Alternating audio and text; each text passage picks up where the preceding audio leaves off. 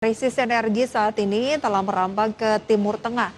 Salah satunya adalah negara di kawasan tersebut yaitu Lebanon yang harus mengalami krisis listrik akibat kehabisan bahan bakar.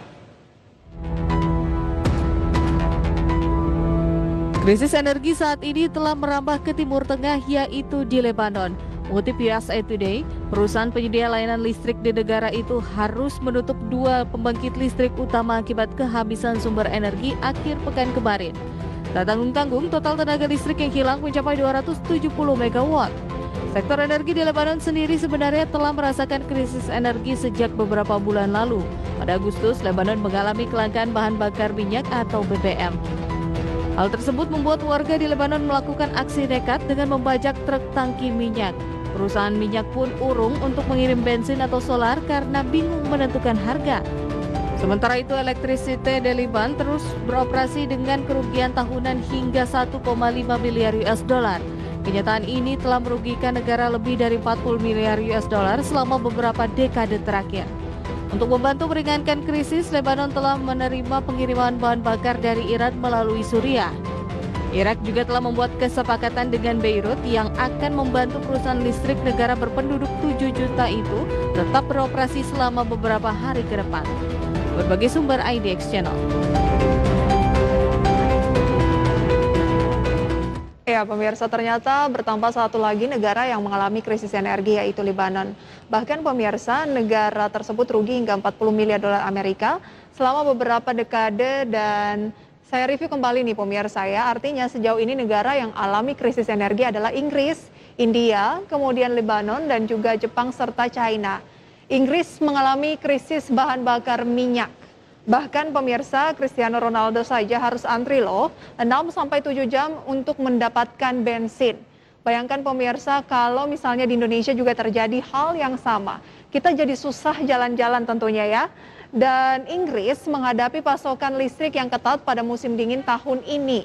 Inggris sendiri kini menghadapi ancaman bangkrutnya industri akibat kurangnya energi. Krisis energi di negara Eropa terjadi karena naiknya harga gas alam yang membuat negara Eropa beralih menggunakan batu bara.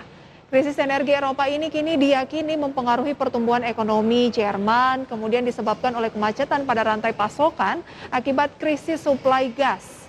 Sementara di India, pemerintah setempat telah meminta kepada produsen listrik untuk mengimpor hingga 10% dari kebutuhan batu bara mereka. Nah, hal ini dilakukan di tengah kekurangan bahan bakar di India. Nah, kalau hal ini terjadi di Indonesia, yaitu kekurangan listrik, kita tentunya akan jadi susah beraktivitas. Dan kalau listrik mati pemirsa ya, misalnya mati 1 jam saja, kita tidak bisa melakukan aktivitas seperti menonton, charger handphone, apalagi bagi pelaku usaha yang memiliki pabrik ataupun manufaktur. Berapa kerugian yang harus ditanggung jika kita kekurangan pasokan listrik? Adapun pemirsa, di Jepang, harga listrik telah naik ke level tertingginya dalam 9 bulan terakhir karena terpengaruh dari naiknya harga global minyak, gas alam cair, dan batu bara. Krisis energi di China membuat jutaan rumah dan industri mengalami mati listrik yang juga dapat berdampak ke dunia tentunya. Dan pemirsa, pemadaman listrik bukan hal yang aneh di China, tetapi tahun ini kombinasi sejumlah faktor berkontribusi pada krisis listrik. Masalahnya pemirsa sangat serius, terutama di pusat industri timur laut China, di mana saat musim dingin mendekat dan diprediksi dapat berdampak ke seluruh dunia. Lantas sebenarnya apa sih penyebab dan dampak yang ditimbulkan dari krisis energi China? Kita lihat dalam grafis berikut ini. Ini adalah penyebab krisis energi China, di mana kesulitan menyeimbangkan permintaan dan pasokan listrik. China sempat susah payah pemirsa untuk menyeimbangkan pasokan listrik dengan permintaan yang sering membuat banyak provinsi berisiko mengalami pemadaman listrik. Ketika perekonomian dunia mulai bergerak kembali setelah pandemi, permintaan barang-barang China melonjak dan pabrik-pabrik yang membutuhkan lebih banyak daya. Aturan yang diberlakukan China untuk berusaha netral karbon pada 2060 membuat produksi batu bara pun melambat. Rekor harga bahan bakar yang tinggi. Datangnya musim dingin yang akan segera datang pemirsa ya, kita sambut ini juga memungkinkan memperburuk situasi. Pusat Meteorologi China memperkirakan angin kencang akan menurunkan suhu rata-rata hingga 14 derajat Celcius pekan ini. Dan suhu di China Utara misalnya nih sudah turun di bawah normal. Ini makin meningkatkan permintaan pemanas di tengah krisis listrik. Dampak krisis energi China berikutnya juga adalah pemadaman listrik bergulir. Rumah-rumah dan pabrik industri jelas terpengaruh pemirsa oleh krisis listrik China karena dayanya dibatasi di beberapa provinsi dan juga wilayah. Pabrik dan perusahaan berhenti beroperasi. Perusahaan di area manufaktur utama juga diminta mengurangi penggunaan energi selama periode puncak permintaan atau membatasi jumlah hari operasional. Industri dengan penggunaan energi yang intens seperti pembuatan baja, peleburan aluminium, manufaktur semen dan juga produksi pupuk termasuk dalam deretan industri yang paling terpukul akibat krisis energi ini. Lantas pemirsa, seperti apa dampak krisis energi China? Kita akan beralih ke informasi berikutnya. Di mana pemirsa ya, kalau berbicara mengenai krisis energi China ternyata ini diproyeksikan pemirsa berbicara mengenai ekspor batu bara yang terus mengalami kenaikan. Nah, di mana kita tahu pemirsa ya bahwa krisis dari energi China ini ternyata diproyeksi akan membuat inflasi juga akan terus berpengaruh termasuk ke Indonesia. Dan pemirsa, meskipun sebenarnya ada dampak positifnya juga, antara lain pemirsa adalah baja asal China sudah lama menjadi masalah untuk pasar baja dunia, tidak terkecuali di Indonesia. Nah, saat ini dengan negara tersebut mengalami krisis energi, ini memunculkan angin segar bagi pelaku industri. Nah, salah satu efek yang paling dirasakan oleh produsen baja di dalam negeri adalah mulai terjaganya harga jual. Setelah selama ini baja produksi China membanjiri pasar dan dianggap merusak harga jual. Krisis energi China dianggap membantu harga jual baja menjadi lebih baik. Saat ini China memang masih menjadi pemasok utama baja karbon dunia karena kapasitas produksinya mencapai 1 miliar ton per tahun. Dengan saat ini negara tersebut mengalami krisis energi secara tidak langsung, ini akan menjadi sentimen positif bagi negara produsen baja lainnya. Kemudian Indonesia mengambil keuntungan dari peningkatan harga komoditas dan peningkatan permintaan harga komoditas utama.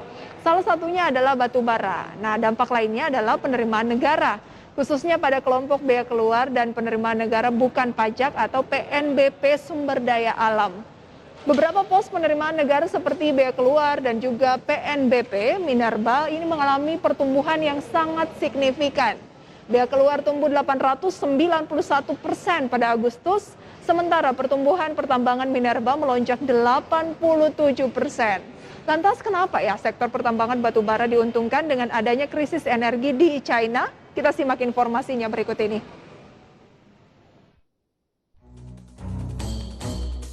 Salah satu dampak positif yang bisa dirasakan Indonesia adalah bahwa Gubernur Provinsi Jilin Hanjun di China berseru agar impor batu bara ditingkatkan. Langkah yang diperlukan harus diambil untuk meningkatkan impor batu bara dari Rusia, Mongolia, dan Indonesia. Pemerintah setempat berjanji untuk meningkatkan stok batu bara untuk memastikan aliran pasokan listrik lokal. Upaya peningkatan stok batu bara tersebut seperti meningkatkan produksi batu bara domestik dan meningkatkan keran impor. Sebelumnya China dilanda krisis energi di mana banyak pabrik dan rumah tangga tidak mendapat pasokan listrik.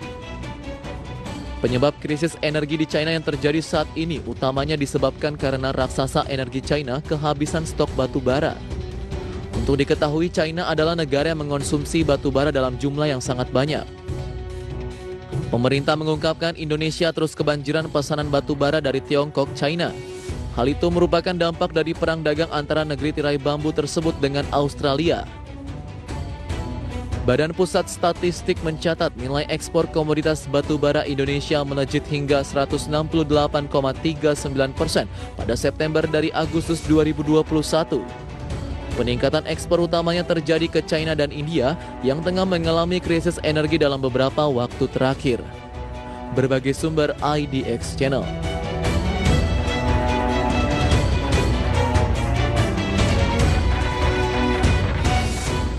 Oh, pantas ya pemirsa, harga saham batu bara melonjak beberapa waktu belakangan ini. Nah, ini juga tentunya karena dipicu oleh kenaikan dari harga energi yang memicu juga batu bara atau komoditas batu bara ini permintaannya mengalami peningkatan khususnya dari negara-negara seperti India dan juga dari China. Kalau saya review sedikit ya, penutupan dari PTBA pemirsa beberapa waktu terakhir ini kita lihat dari segi harganya dalam 1 bulan terakhir naik 24,89%, kalau ditarik garis 3 bulan terakhir 38,16%, dan masih banyak lagi emiten-emiten sejenis misalnya Adaro pemirsa ya.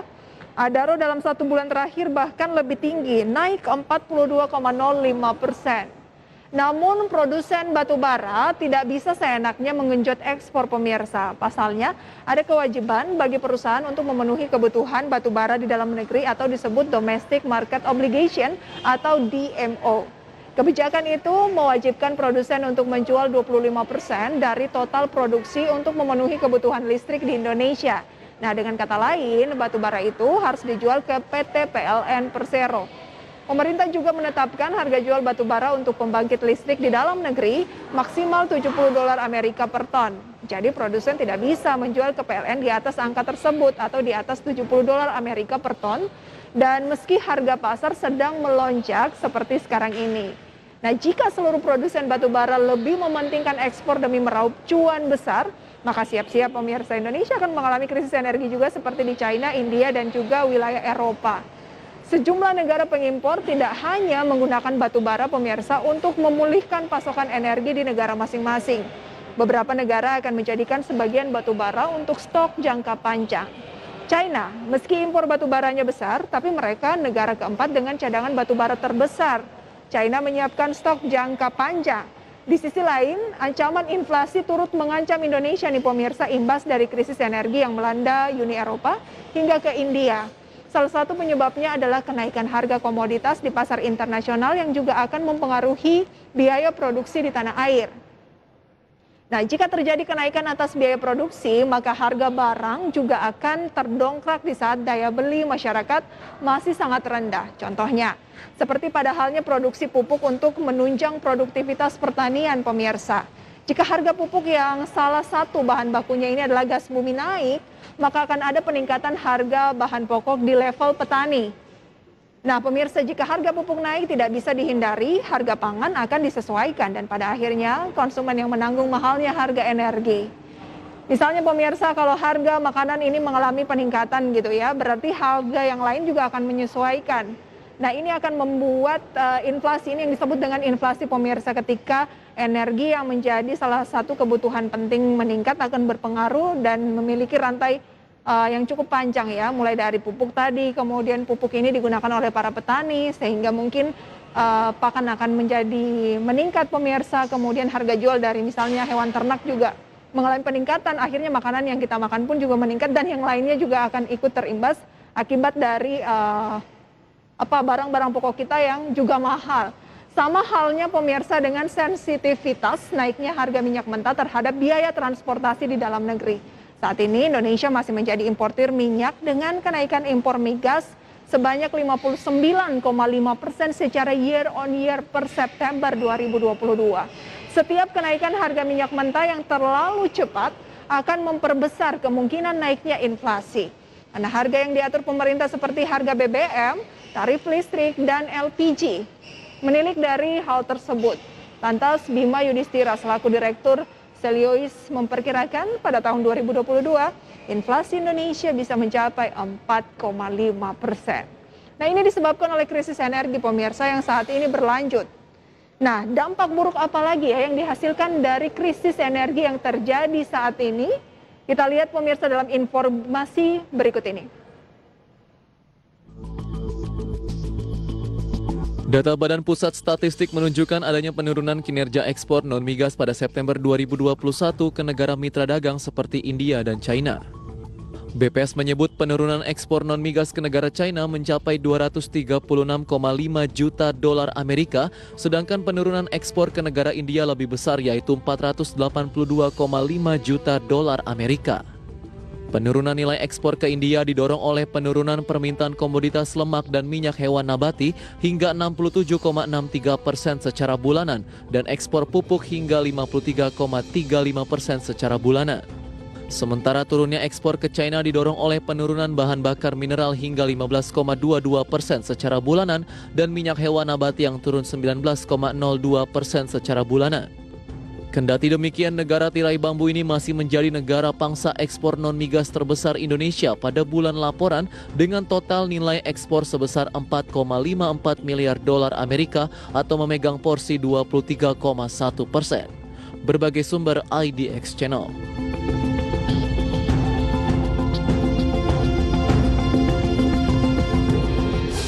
Nah, itulah pemirsa beberapa ancaman yang bisa menghantui Indonesia. Kenaikan harga gas di tengah krisis energi tidak serta-merta membuat pendapatan perusahaan dalam mengekspor gas alam cair atau LNG juga mengalami peningkatan. Pasalnya, kontrak penjualan LNG rata-rata jangka panjang. Di sisi lain, menurut ekonom dari Indef,